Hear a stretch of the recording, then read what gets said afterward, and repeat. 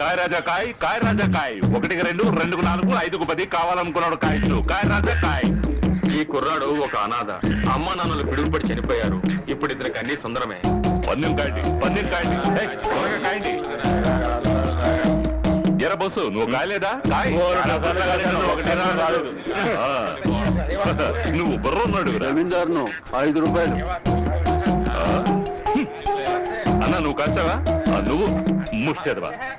అన్నా నువ్వు కాసావా? నువ్వు కాసావా? మరి నువ్వు కాయచ్చా? కడ్రాయర్ పందెం కాస్తావు నాన్న. నువ్వు గెలిచావనుకో 2 పాత కడ్రాయిలు ఇస్తాడు, పట్టుకుపో. వెయ్యి కాసారా? అందరూ కాసినట్టేగా. నన్ను కూడా ఆడిపిస్తావా? అరే రా అన్నా, అరే తప్పకుండా రా.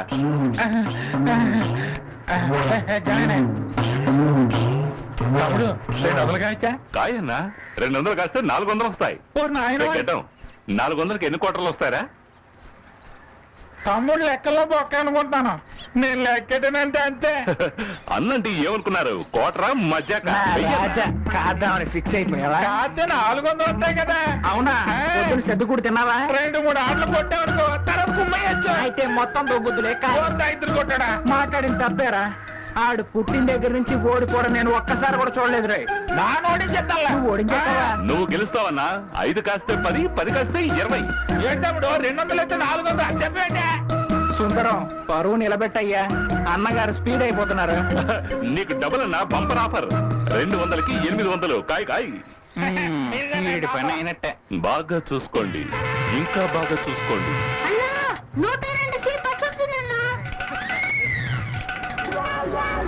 అది బస్ కాదురా, పాలబండి. సరే అందరూ ఇటు చూడండి. తీసేస్తున్నాను.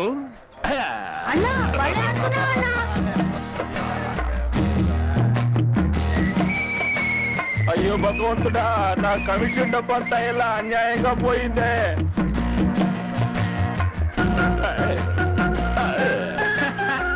అచ్చు అన్న ఎన్టీఆర్ లో ఉన్నాం.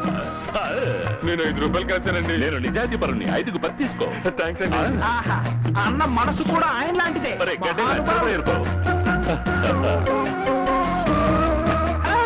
ఎందుకు చిన్నపిల్లల ఏడుస్తున్నావు? కడు తుడుచుకో, పెద్ద మనసు చేసుకో. కోడినమ్మ డబ్బులు సంతకెళ్ళి సరుకులు కొనాలి. ఏను కమ్మినోడే ఏడవట్లేదు. నువ్వెందుకు ఓ తెగ చేస్తున్నావా? అప్పుడే నేను చెప్పాను కదరా. నీ దగ్గర గొర్రె ఏమైనా ఉందా? గొర్రెతో గెలుతున్నా. గొర్రెనే కాదు, ఇల్లు కూడా ఉంటే ఏమైనా అమ్మి తీసుకొచ్చే మొత్తం గెలిచి మట్టుకొచ్చేస్తారా? పచ్చిమిరపకాయ. ఇతని పేరు చంద్ర. ఇతను కూడా స్మగ్లరే, కానీ కొంచెం వెటకారం ఎక్కువ. ఇతను చంద్ర శిష్యుడు అప్పన్న. తిండంటే ముందుంటాడు, గొడవ అంటే పారిపోతాడు.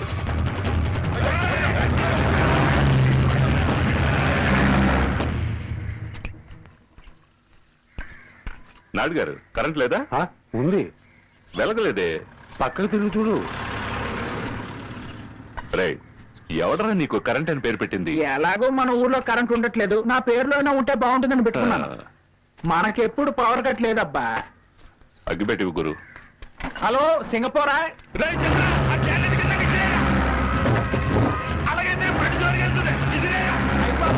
బీబీలు అవి పంచిపెట్టినట్టు నాటసారా కూడా పంచిపెడుతున్నారేంటి?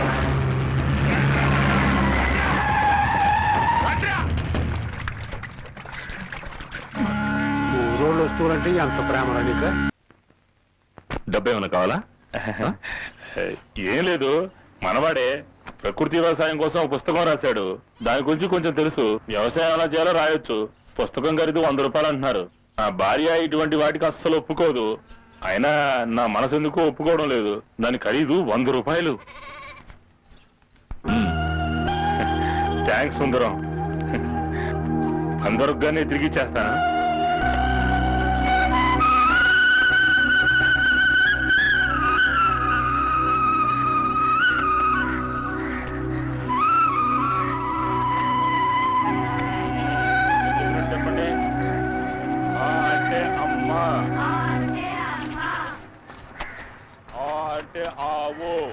అన్నయ్య, ఏంటి లక్ష్మి? మా ఆయన నిన్ను డబ్బేమైనా అడిగారా? లేదమ్మా. ఓ 2 రోజులాగి ఇంటద్ది ఇచ్చేస్తావన్నయ్య. పాప ఏడుస్తుంది. పాపకు పాలిచ్చావా? ఉదయాన్నే ఇచ్చాను. ఇదిగోమ్మా. వద్దు వద్దన్నయ్య. తీసుకోమ్మా. వెళ్ళు.